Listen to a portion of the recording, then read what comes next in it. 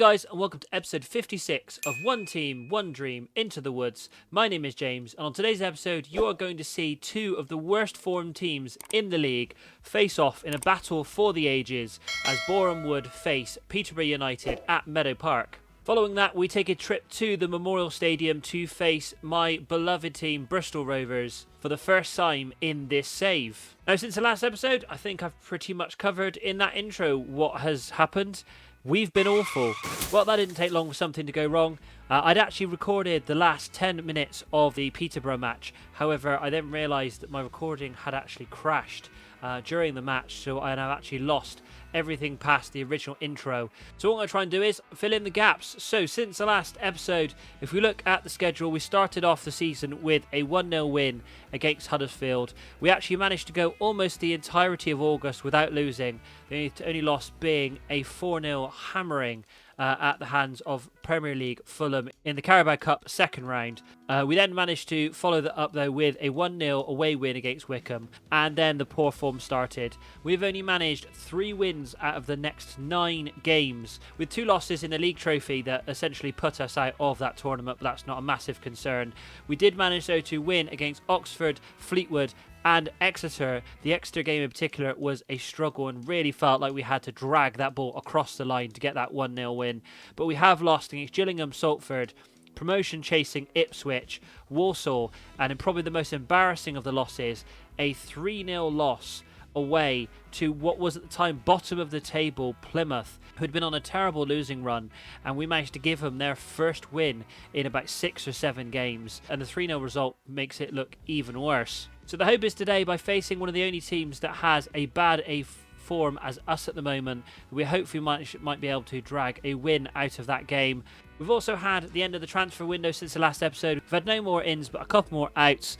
Kennedy, Ugbo and Hamilton have all gone on loan to Telford, Dover and Eastleigh respectively. The only other transfer was Romain Mundell, who finally left the club for £220,000, looking to raise to £275,000 with some add-ons to Southend. Obviously, it is going to a fellow League One club, but being the fact we took him on free 5 seasons ago, he didn't really play much last season. The second half of last season, he completely fell out of the first team squad, and so I think getting any form of money for him at all is going to be a positive, and getting $220,000 for him is a fantastic piece of business. What I'd also like to draw your attention to is neither Yeats nor Alabiosu are on the outs list on the transfer history. We've managed to keep them at the club so far. Yeats, in fact, has now settled his problems and is willing to stay at the club, although so far is struggling to be able to capture any form of form compared to what he did last year.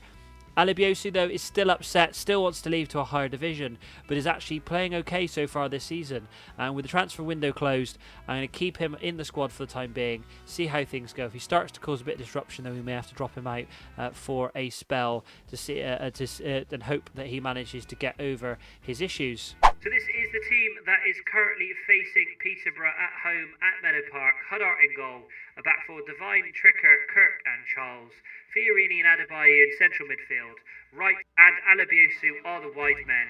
And then Yeats and Crossdale up front. Bobby Wright actually is coming in for only his second, I think, appearance this season after the Hearts manager came in, complained that he wasn't getting enough football. I stated he hadn't played well enough in the games that he'd come on for.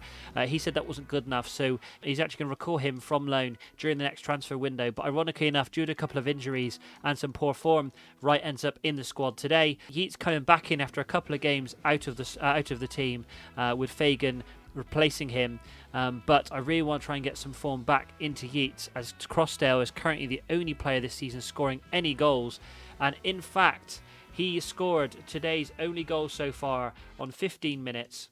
So from a free kick, Peterborough actually started to pass the ball around in our area. They were getting closer and closer to the penalty area. We really started to push them back though. O'Hara and Edwards in particular. O'Hara gets the ball, tries to pass it back to one of his defenders, completely misses him. Taylor Crossdale was through in the penalty area, slams it under the goalkeeper for his 8th goal of the season, and it puts us 1-0 up so far in this game. And just before half-time, we have another highlight. Alabiosu with a throw-in to Adebayo. That's the second time in this game so far that an Alabiosu throw-in has gone wayward. But Kirk managed to raise the ball back to Charles, to Adebayo, back to Alabiosu, the original throw-in taker, back to Charles. Looking to try and play it into the middle to Fiorini. Back to Adebiosu, back to Adebayi, back to Fiorini. Slowly making our way up the field. Some really nice passing, I have to say, right with the ball now. With a Divine on the overlap. Can he get crossed in the centre? No, goes back to right. Back to Adebayi from range. I'm not sure if that hit anyone on the way through. It was bobbling all over the place, but goes out for a goal kick to Peterborough. And as we come into half-time, it is 1-0. And based on the XG, we are definitely deserving of that 1-0 lead. Peterborough only having one shot on target so far in this game to our 3. But other than that, it appears to be a fairly balanced game. I agree with my assistant manager. I'm going to pump the fists. Things are going well, but I know you're capable of better. I think that should be the tag for our season so far. Right, just past the 60-minute mark. It's time to make a couple of substitutions. Charles is struggling out wide, so we're going to bring on Lawrence Gabriel, his backup, to play in that fullback role. Alabiosu is also struggling for fitness, even though he is actually playing better. And apparently Nicole, who has only played in central midfield so far this season, can apparently play out on that right-hand side. So we're going to bring him on. So we've got 2 lone players now outside as the wide men. Hopefully with Nicole's flair and ball skill, he's going to be able to create something for our strikers. We have free kick with Divine out on the right-hand side, but McGee easily manages to clutch it. We've got a number of very tall players in there. Unfortunately, none of them could get there first before the Portsmouth goalkeeper. We do win the ball back from the big kick to Divine. Chips out wide to Kirk. Chips out wide from Kirk to right. I'm really struggling with talking today. Ashby with the ball now for Peterborough as they start to come forward. Schmodik starts to run down the right-hand side, goes back in, back out wide to Ashby, who originally started this move. He's looking to come into the penalty area, completely wiped out by Divine there. Ashby wasn't really going anywhere. Why? Divine felt like he had to go flying in like that. Schmodik steps up for Peterborough, easily puts it away, sends Huddart the wrong way, and all of a sudden it is now 1-1. Peterborough have always looked a little bit of a threat when coming forward, but we have easily handed them the keys to a draw here in this game. But straight from the kickoff, we have the ball to Fiorini. Nice 1-2 with Adebayi. Back to Fiorini again. Again back to Adebayi. Waiting for an opportunity. Nice good passing around the strikers. Back to... And Adebayi loses the ball. Went to the well one too many times. Adebayi wins the ball back, but Posh managed to come forward yet again with Benjamin in the area. Takes a shot.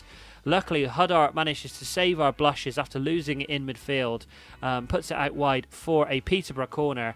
Peterborough 2 with the corner into the penalty area. Kirk manages to clear it. Unfortunately, there's nobody out there. Schmodix, though, has to jump in, though, as Taylor Crossdale came in, bearing down on him, trying to get the ball, and puts it out for a throw-in. With 10 minutes left to play, Yeats is having another poor game. I don't know what his problem is. He doesn't want to leave anymore, but for some reason, it seems to be that distraction over the summer seems to have knocked his form for 6, and he really is struggling to get going. So I'm going to bring Fagan on in that advanced forward role. Hopefully in this last 10 minutes, he can try and get us a goal, get us a win. But if I'm honest at this point, I would take a draw coming out of this match. Anything is being better than the losses that we seem to be mounting up at the moment. Clark Harris with the ball for Peterborough, puts Benjamin through, who slots it past the goalkeeper. And the words were barely out of my mouth about taking a draw. And Peterborough get what? Do you know what is, if I'm honest, based on how poorly we've played in spells of this game, when Peterborough have had the ball, we've done well going forward, but defensively we have been very weak. And Peterborough are probably, if we look at the stats, I don't want to see that. If we skip that, yes, we're going to change the team around.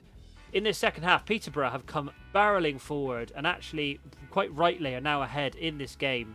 We're going to have to go very attacking. I'm going to berate the players because we cannot rack up yet another loss. And we have hopefully a positive highlight here. Lawrence Gabriel hooves it forward to Taylor Crossdale. Back to Adebayi, who was unfortunately the instigator of the issues with the previous goal. Adebayi to Fiorini. Fiorini loses the ball this time. Benjamin comes forward, absolutely waltzing through our defence into the penalty area. And only due to pure luck of him putting it over the bar stops it being 3-1 in this game. And Peterborough have yet another highlight and look to come forward yet again to put the final nail in the coffin for us in this game. Clark Harris out wide, whips it into centre to Benjamin. What a save by Huddart there. to stop it, to stop the third Peterborough goal of the game. But that is it. Another loss. I'm going to thrash my arms. Not good enough today. It's not been good enough for a little while now. And all the talk I had at the start of the season of trying to hit playoffs are slowly starting to ebb away. We are 3 points behind Huddersfield now. We are 7 points already behind Bristol Rovers in second place, who we actually face in the second game on today's episode. And I am really not looking forward to it because I think it's going to be an absolute drumming. But between the matches, I'm going to have a think. I may even have to try and start fiddling with the tactics because this is obviously not working. I think we need to take a different tact going away to the Memorial Stadium. So here we have the second match of today's episode against Bristol Rovers, who are currently flying high in League One, while we struggle down in mid-table at the moment. And after lots and lots of deliberation, going through our tactics, going through reports, etc., I've changed little to nothing. Adebayo is now switched to a defensive deep line playmaker. I want to hopefully try and allow him to drop back a little bit and give Kirk and now Thomas coming into the side a little bit more defensive support. Outside of that, it's the same tactical style, same formation, same mentality. Thomas has come in for Tricker, who has dropped to the bench. I've taken the decision to drop our captain down to the bench. He really did seem to struggle against Peterborough in the last game. He was getting outstripped time and time again down that left-hand side. Him and Devine were struggling, but Devine has played better over most of the season, so I'm happy to give him a pass, keep him in the side. So we have Huddart in goal, back four, Devine, Thomas, Tricker and Charles, Fiorini and Adebayo in central midfield. Holland comes back in on that left-hand side, with Wright dropping back down to the bench, Alabiosu on the other flank, and then Yeats and Taylor Crossdale up front. In my continuing determination to get some form of form back into Yeats, if we can get him firing, it will solve, I think, most of our issue.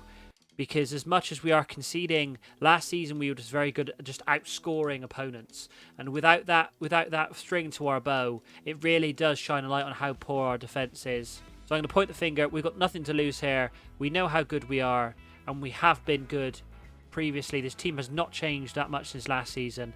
Let's show everyone else what we're capable of. Come on, boys. Stepping out onto the Memorial Stadium pitch for the first time in this save.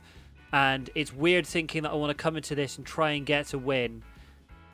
But if we're going to make a statement against anyone, it's going to be a team who are currently third in the table on very good form, to show the fact that we can still compete with the teams in the top 6-7 spots.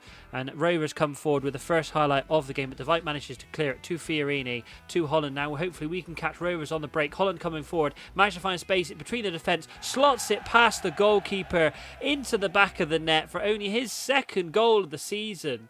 But just over 3 minutes on the clock, and we have stunned the Memorial Stadium by coming forward, just absolutely barreling through their defence, slotting it past the goalkeeper who's down on his knees to make it Boreham Wood 1, Bristol Rovers 0. Right, Bristol Rovers have a a corner in fact. It was whipped in the centre, but we managed to clear it. Westbrook with the ball now to Bud, whipped back into the centre, but it's put through for Webb, who's clean in the penalty area, maybe a little bit further out than he'd liked, but he completely missed the goal and slotted it past Huddart's post. And we had the ball temporarily, but Rovers are now coming forward again with Stewart. Stewart from range takes another wild shot from outside the penalty area. And as the previous shot, it went wide. And Huddart has a goal kick to Kirk, to Thomas. Back to Huddart, who hoofs it forward this time, looking for Yeats. Fortunately, doesn't manage to find him, only finds a Rovers defender. And Rovers going to look to come forward again. Phillips this time hits the post. That's 3 opportunities Bristol Rovers have had in this first half to really try and draw us back in this game. But they've only put one of them on target, and that was hitting the post there. Rovers have a throw, and we've managed to win the ball back with Holland, who hopefully is now looking for his second in the game, to Adebayo, who's struggling to find a pass to Fiorini, to Holland, back to Fiorini again, to Taylor Crossdale. Fortunately, Rovers managed to clear. Oh my God, what has he done there? Phillips is through and hits the post again for the second time. We were caught at the back with the ball there. A mistake by I think it was is it Thomas at the back?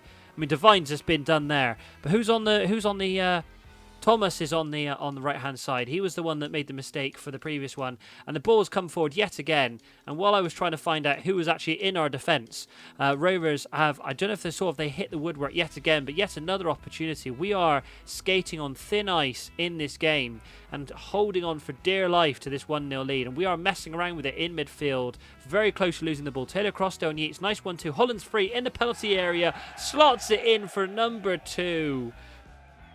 He has not put in a good performance, really, in the last month and a half. The moment the cameras are on, Holland comes into the game. Maybe it's because he was dropped for the last couple of games. Really saw this opportunity to try and stake his claim in the side, and is slowly dragging us to a win. 2-0 just before half-time, but Rovers have another corner. Phillips whips into the centre. I'm not sure who that was. Brown gets to the ball there. Gerald Brown gets one back for Rovers just before half-time. Phillips with the corner whipped into the centre. Yeats was marking him there. Yeats isn't the tallest player in the world, so why he was marking Brown, I'm not sure. But they managed to draw one back, and they have another highlight almost straight away. Goal kick for Bristol Rovers. We managed to win the ball back, but only as far as Westbrook for Rovers. To Webb, to Sims, to Phillips, to Stewart. Are they going to draw us back just before half-time and draw it level? Bowden now with the ball out wide.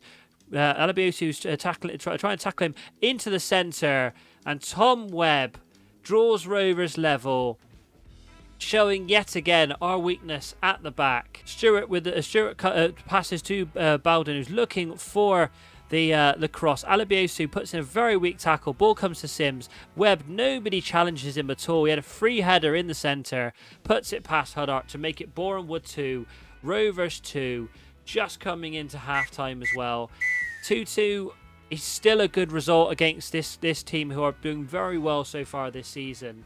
But it's still very worrying how quickly we buckled in the latter part of that half. I'm going to pump the fists. It's time for everyone to dig in. Let's see if we can try and hold on to this draw, or do the unthinkable and go back ahead in this game. But Rovers win the ball back from our throw-in. Kirk with the brilliant clearance header there to Fiorini, to Holland, who's now on a hat-trick in this game.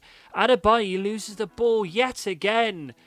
Adebayi is coming off. In the next 10 minutes, I'm taking Adebayi off. Luckily, it hasn't caused us another goal, but that is 3 times in this episode alone that Adebayi has lost the ball in that central midfield. He's meant to be the playmaker. He's meant to be controlling that midfield, and so far all he's done has been a liability. Rovers had the ball in the penalty area yet again. Luckily managed to make a block. Crossdale with the ball this time. Crossdale was tackled, but Yeats managed to get the ball back. Kent, with the last-ditch tackle, takes the ball away from Yeats, and the highlight comes to nothing. Right, 63 minutes on the clock. It is time to make some substitutions. Adebayi is not having a very good game, and as I said, I am going to take him off. We're going to bring on youngster Omar Swanee in that deep line playmaker role. I've just brought him up from the under-18s only because I noticed he was 19 and so was unable to play in the under-18s. Last season he went on loan to Kingstonian and played a full season with them. Didn't really do much over there, but I'm happy to bring in some fresh blood into this game and see what can happen, especially against a side who we're expected to lose against anyway. Thomas is also having a poor game. We're going to bring Tricker on for him. And finally, Yeats on a 6.3. I can't keep... The problem is it says he's motivated, but he's playing poorly.